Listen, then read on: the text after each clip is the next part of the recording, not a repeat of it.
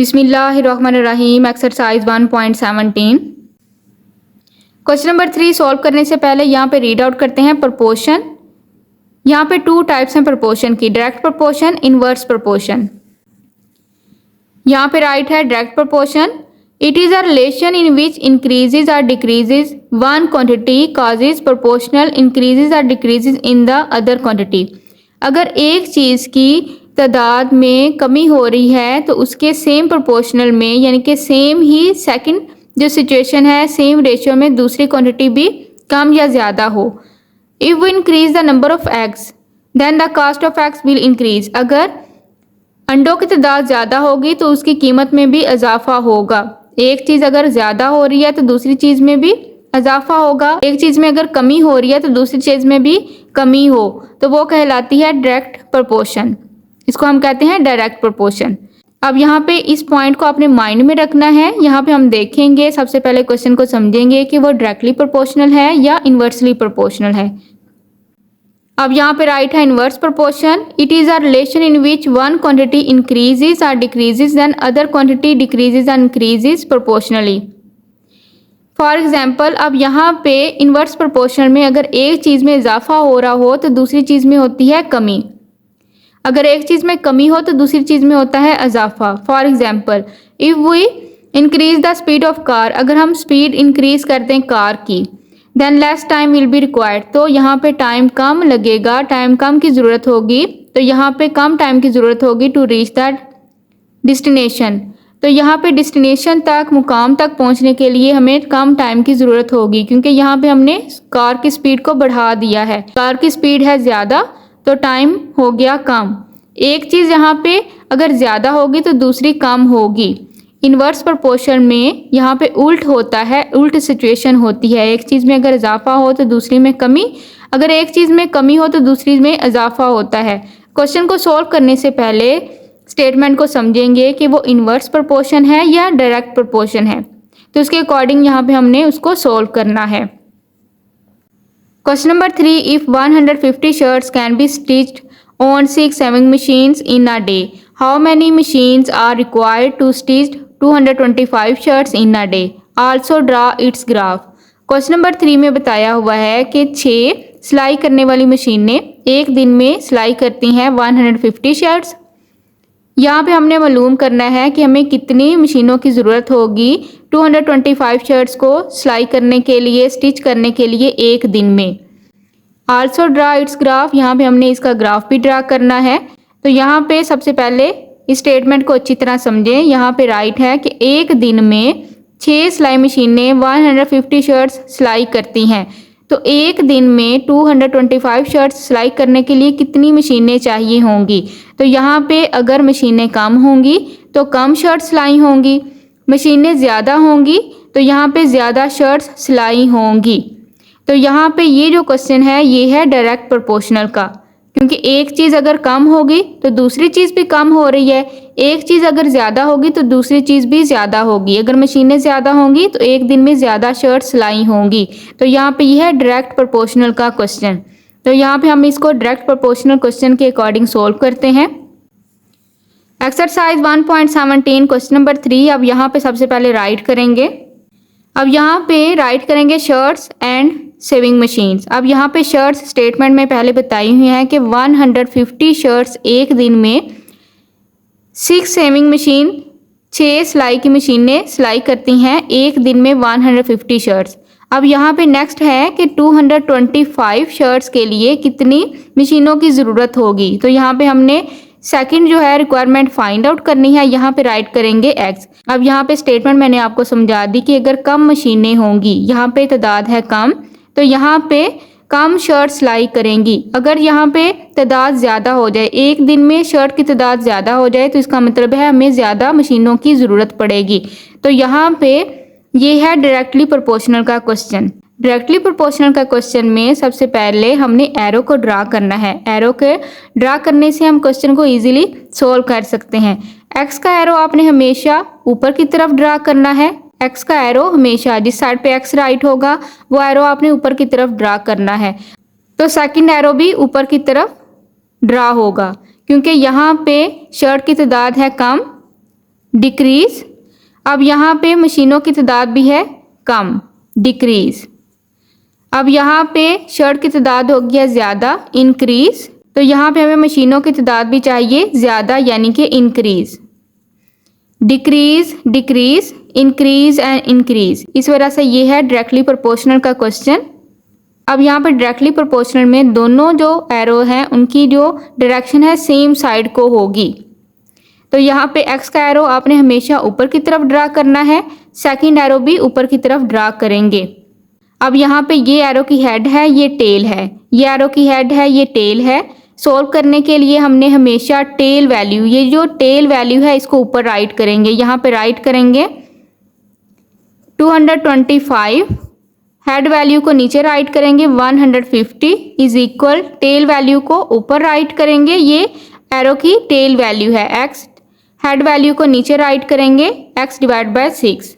अब यहाँ पे क्रॉस मल्टीप्लिकेशन करेंगे, यहाँ पे राइट करेंगे 225 multiply 6 is equal x multiply 150।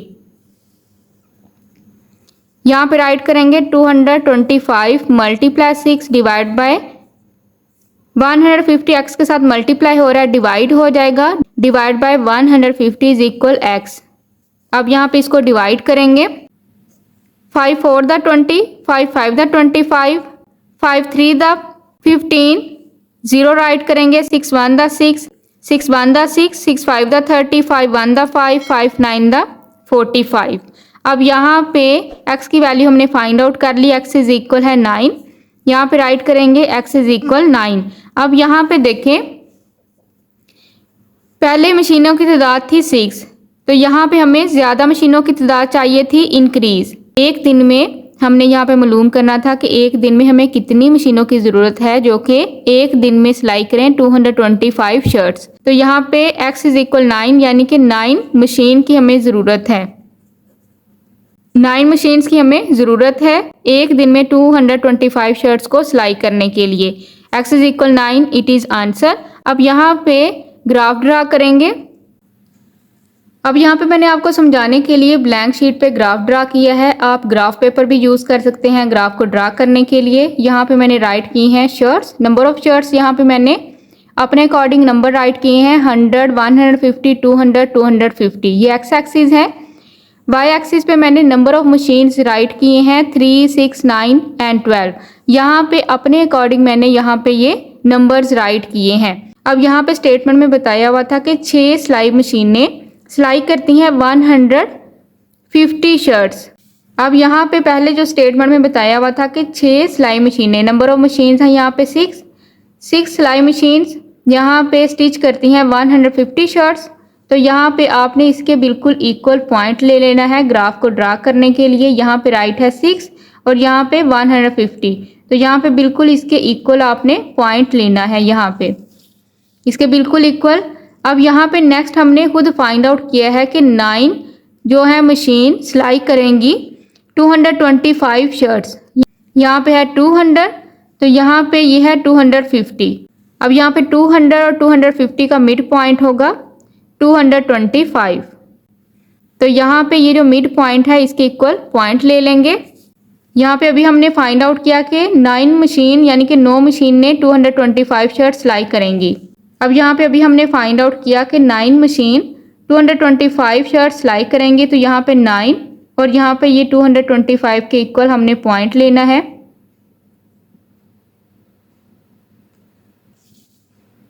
यहाँ पे ये सेकंड पॉइंट होगा। अब यहाँ पे इन दो पॉइंट्स को ज्वाइंट करेंगे।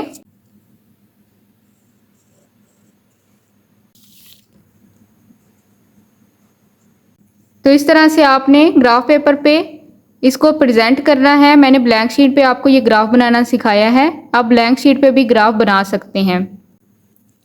Question number 4, if a price of 12 eggs is ₹180, how many eggs can be bought with ₹270? Also draw it's graph.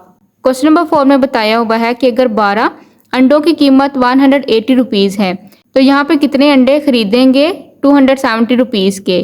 Graph भी यहाँ पे ड्रा करेंगे। अब यहाँ पे देखें, सबसे पहले इस स्टेटमेंट को समझते हैं। यहाँ पे अगर पैसे कम होंगे तो अंडे कम आएंगे, पैसे ज़्यादा होंगे तो अंडे ज़्यादा आएंगे। तो यहाँ पे पहले पैसों की तादाद है कम, अंडे यहाँ पे ख़रीदे जा रहे हैं 12। अब यहाँ पे पैसे हो गए हैं ज़्यादा, रुपीज़ ज़्यादा हैं तो अंडे ज़्यादा आएंगे। तो यहाँ पे यह है डायरेक्टली प्रोपोर्शनल का क्वेश्चन। तो यहाँ पे हमने डायरेक्टली प्रोपोर्शनल के अकॉर्डिंग इसको सोल्व करना है। अब यहाँ पे क्वेश्चन नंबर 4 में सबसे पहले राइट करेंगे एक्स एंड रुपीज़। एक्स यहाँ पे सबसे पहले स्टेटमेंट में बताए हुए हैं 12 एक्स की कीमत है 180 रुपीज़।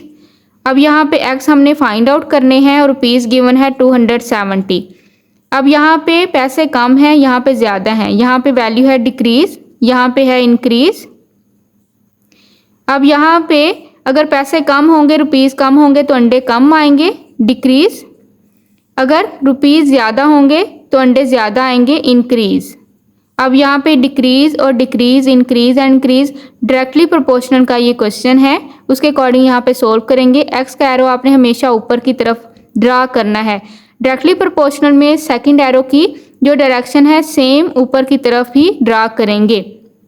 ये एरो की हेड है, ये टेल है। टेल वैल्यू हमेशा ऊपर राइट करते हैं, x divide by 12, head value नीचे राइट करते हैं, इज इक्वल। अब यहाँ पे ये एरो है, एरो की ये टेल वैल्यू है, टेल वैल्यू हमेशा ऊपर राइट करते हैं। 270 डिवाइड बाय हेड वैल्यू नीचे राइट करते हैं 180। यहाँ पे राइट करेंगे, क्रॉस मल्टीप्लाइकेशन करेंगे, x multiply 180 is equal 270 multiply करेंगे 12 के साथ। यहाँ पे राइट करेंगे 270 मल्टीप्लाई 12 डिवाइड करेंगे 180 के साथ, क्योंकि यहाँ पे 180 मल्टीप्लाई हो रहा है x के साथ। यहाँ पे राइट करेंगे x, 0 को 0 के साथ ऑफ करेंगे, 9 2 the 18, 9 3 the 27, 2 1 the 2, 2 6 the 12, x is equal 3 6 the 18। x की वैल्यू हमने फाइंड आउट कर ली, x इज इक्वल 18x, यानी कि हम 270 रुपीज़ में 18x बॉट कर सकते हैं, ख़रीद सकते हैं। अब यहाँ पे हमने आंसर फाइंड आउट कर लिया, ग्राफ यहाँ पे ड्रा करेंगे। अब यहाँ पे ये y एक्सिस है, ये x एक्सिस है, इस तरह से आपने इसको ड्रा करना है। ब्लैंक शीट पे मैं आपको समझा रही हूँ ताकि आप इजीली इसको समझ लें। ग्राफ पेपर पे भी आप इसको ड्रा कर सकते हैं। यहाँ पे मैंने रुपीज़ राइट किए हैं 90, 180, 270, 360। नंबर ऑफ एक्स यहाँ पे राइट किए हैं 6, 12, 18 एंड 24। अब यहाँ पे स्टेटमेंट में पहले बताया हुआ था कि 12x की कीमत है 180, 12x की कीमत है 180। इसके बिल्कुल इक्वल यहाँ पे पॉइंट ले लेंगे। स्केल की हेल्प से आप इसके ग्राफ पेपर पे तो आप इजीली पॉइंट ले लेंगे, लेकिन अगर ब्लैंक शीट पे आप ग्राफ बना रहे हैं तो स्केल की हेल्प से आपने पॉइंट लेना है 180 और 12 के बिल्कुल इक्वल। अब यहाँ पे अभी हमने फाइंड आउट किया कि यहाँ पे 18x 270 रुपीज़ के आएंगे, 18x 270 रुपीज़ के आएंगे। इसके बिल्कुल इक्वल स्केल की हेल्प से आपने पॉइंट लेना है। यहाँ पे 270 और यहाँ पे ये है 18, यहाँ पे ये सेकंड पॉइंट, ये फर्स्ट पॉइंट, ज्वाइंट करेंगे स्केल की हेल्प से इसको।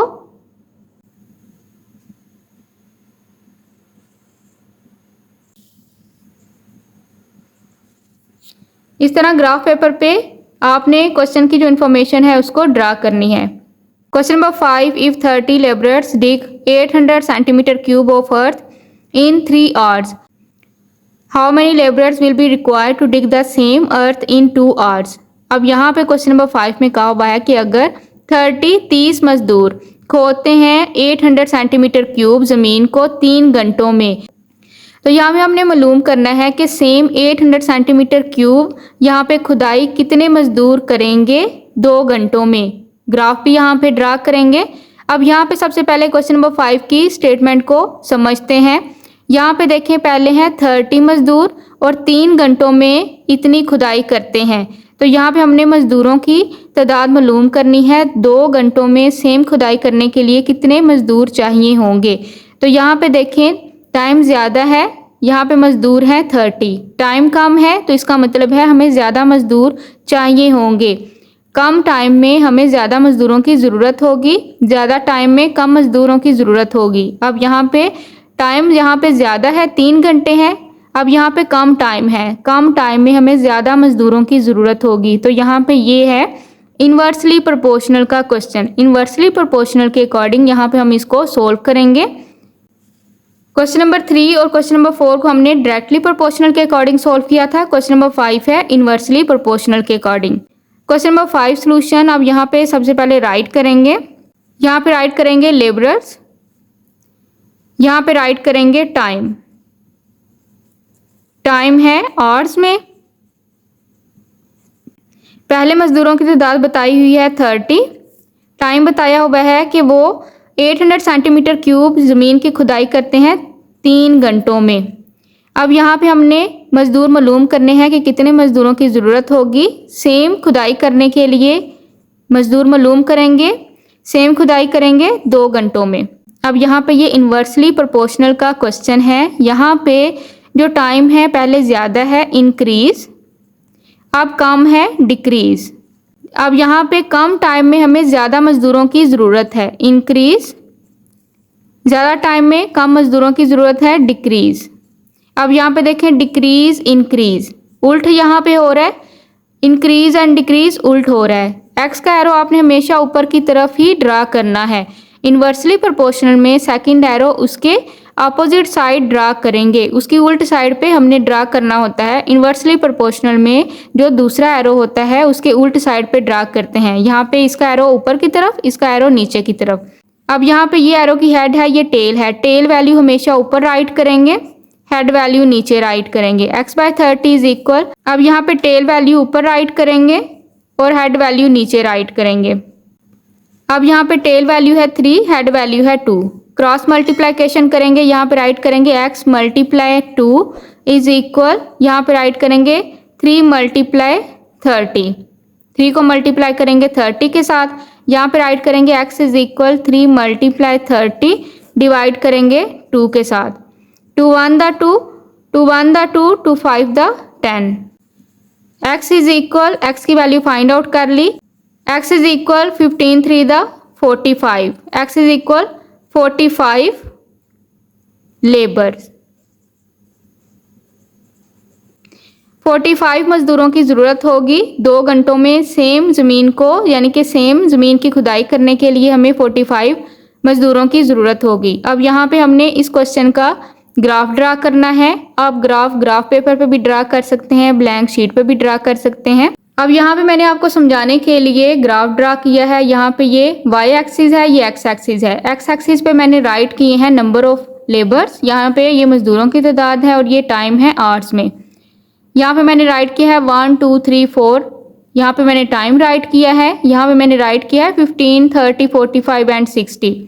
अब यहाँ पे स्टेटमेंट में पहले बताए हुए हैं कि 30 मजदूर 3 घंटे में 800 सेंटीमीटर क्यूब ज़मीन की खुदाई करते हैं। तो यहाँ पे हमने स्केल की हेल्प से पॉइंट लेना है।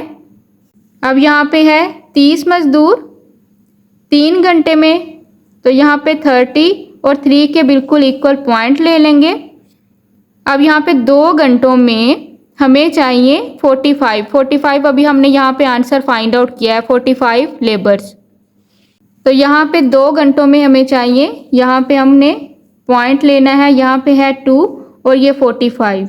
तो यहाँ पे इसके बिल्कुल इक्वल। ग्राफ पेपर पे आप इजीली पॉइंट ले सकते हैं, ब्लैंक शीट पे थोड़ा सा आपने ध्यान से ये पॉइंट लेना है। यहाँ पे ये 2 और ये 45 के इक्वल पॉइंट ले लेंगे। इन पॉइंट्स को करेंगे स्केल की हेल्प से ज्वाइंट। ग्राफ पेपर पे भी आप ग्राफ ड्रा कर सकते हैं, ब्लैंक शीट पे भी आप ग्राफ ड्रा कर सकते हैं। मैं ब्लैंक शीट यूज़ कर रही हूँ ताकि आप इजीली इसको समझ सकें। Question number 6, 10 men have ration for 21 days in a camp. एक कैंप में 10 आदमियों के पास 21 दिन का खाना है या राशन है। If 3 men leave the camp, अगर 3 आदमी कैंप छोड़ दें, for how many days will the ration B sufficient for the remaining man. तो यहाँ पे हमने मालूम करना है कि जो बाकी राशन है कितने दिनों के लिए उन आदमियों के लिए काफ़ी होगा।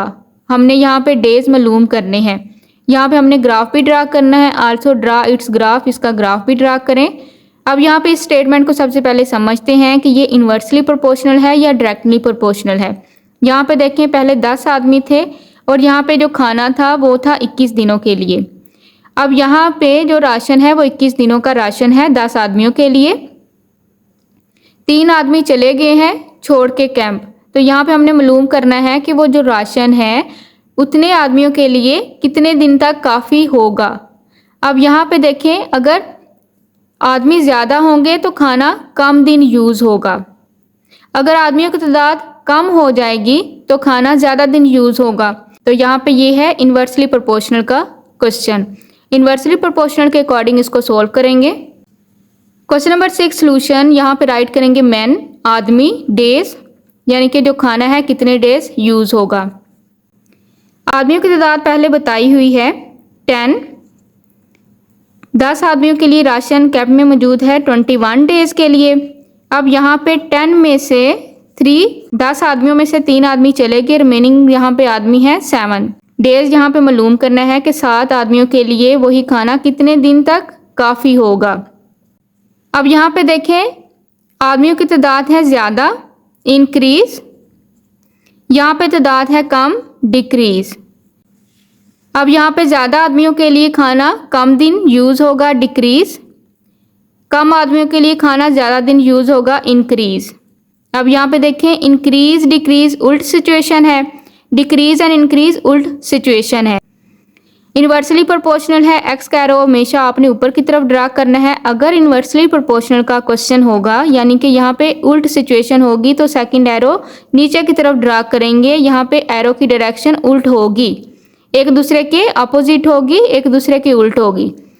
अब यहाँ पे इसको सॉल्व करेंगे। ये एरो की हेड है, ये टेल है, टेल वैल्यू हमेशा आपने ऊपर राइट करनी है, ये टेल वैल्यू है।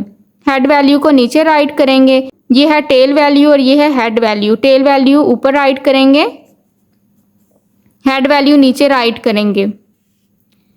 क्रॉस मल्टीप्लाइकेशन करेंगे, यहाँ पे राइट करेंगे 10 मल्टीप्लाई 21 इज इक्वल, यहाँ पे राइट करेंगे x मल्टीप्लाई 7।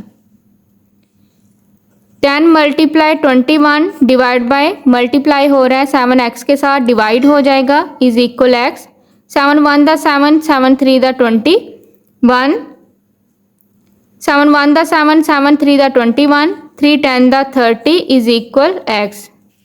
x की वैल्यू यहाँ पे हमने फाइंड आउट कर ली, x इज इक्वल 30 डेज। 7 आदमियों के लिए वो खाना 30 डेज तक काफ़ी होगा। तो यहाँ पे हमने डेज फाइंड आउट कर लिए।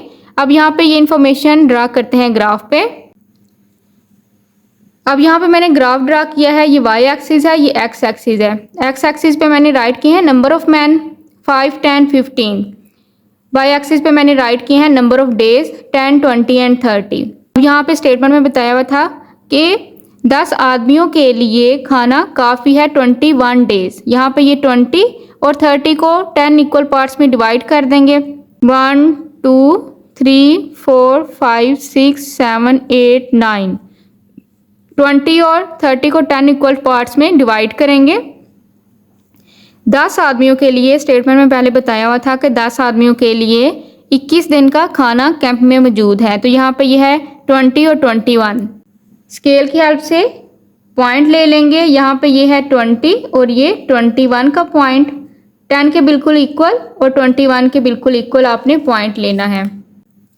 उसके बाद हमने फाइंड आउट किया कि जो खाना है 7 आदमियों के लिए, यहाँ पे हमने मालूम करना था वो खाना कितने दिन यूज़ होगा, 30 डेज तक यूज़ होगा। तो यहाँ पे ये है 30 और यहाँ पे ये 5 और 10 को यहाँ पे इक्वल पार्ट्स में डिवाइड कर देंगे। 6 7 8 9 10, 5 6 7 8 9 10। तो यहाँ पे ये है 7 का पॉइंट। 7 आदमियों के लिए वो खाना होगा 30 डेज के लिए। अब यहाँ पे ये नंबर ऑफ मैन है, आदमी है 7 और ये है 30, इसके बिल्कुल इक्वल आपने पॉइंट लेना है, ये सेकंड पॉइंट होगा। इन पॉइंट्स को ज्वाइंट करेंगे स्केल की हेल्प से। आपको मैं यहाँ पे बता दूँ, आप यहाँ पे ग्राफ पेपर भी यूज़ कर सकते हैं इस ग्राफ को ड्रा करने के लिए। ग्राफ पेपर पे आप इजीली ये ग्राफ ड्रा कर सकते हैं, इजीली पॉइंट वहाँ पे ले सकते हैं। इस तरह से इस इंफॉर्मेशन को ग्राफ पे रिप्रेजेंट करेंगे। Question number 7, Shayan takes 200 step for walking a distance of 160 metre, find the distance covered by him in 350 steps. Question number 7 में बताया हुआ है शयान 200 स्टेप लेता है पैदल चलने के लिए और यहाँ पे फासला कवर करता है 160 मीटर। फासला यहाँ पे मालूम करना है कि अगर वो ले 350 स्टेप्स। यहाँ पे स्टेटमेंट को समझते हैं। सबसे पहले देखें 200 स्टेप पे फासला तय कर रहा है 160 मीटर। 350 स्टेप पे फासला मालूम करेंगे। अब यहाँ पे देखें अगर स्टेप ज़्यादा होंगे तो फासला ज़्यादा तय करेगा, स्टेप कम होंगे तो फासला कम तय करेगा। यहाँ पे देखें स्टेप हैं कम 200 और यहाँ पे स्टेप हैं ज़्यादा 350। 350 स्टेप पे फासला ज़्यादा तय करेगा और यहाँ पे 200 स्टेप कम है तो फासला कम तय करेगा। तो यहाँ पे ये डायरेक्टली प्रोपोर्शनल का क्वेश्चन है। डायरेक्टली प्रोपोर्शनल के अकॉर्डिंग इसको सोल्व करते हैं। यहाँ पे राइट करेंगे स्टेप्स, डिस्टेंस है मीटर में।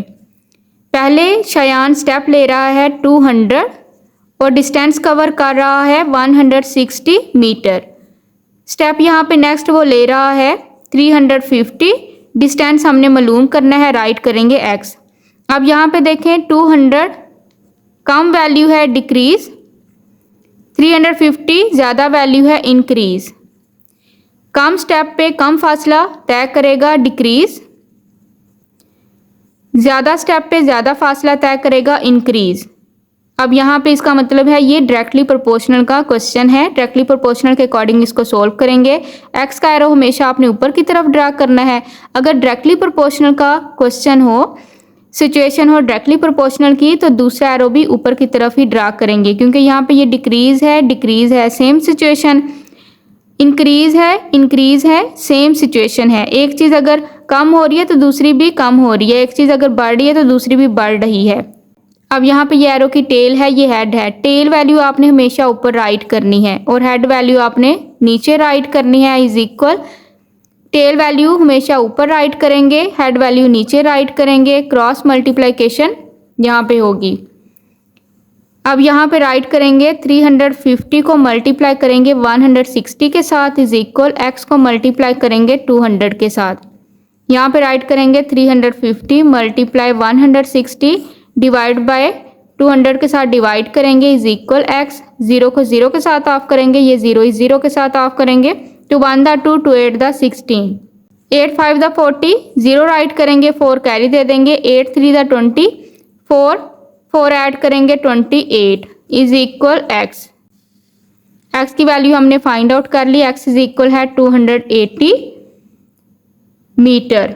अब यहाँ पे 350 स्टेप पे वो 280 मीटर डिस्टेंस कवर करता है। It is answer.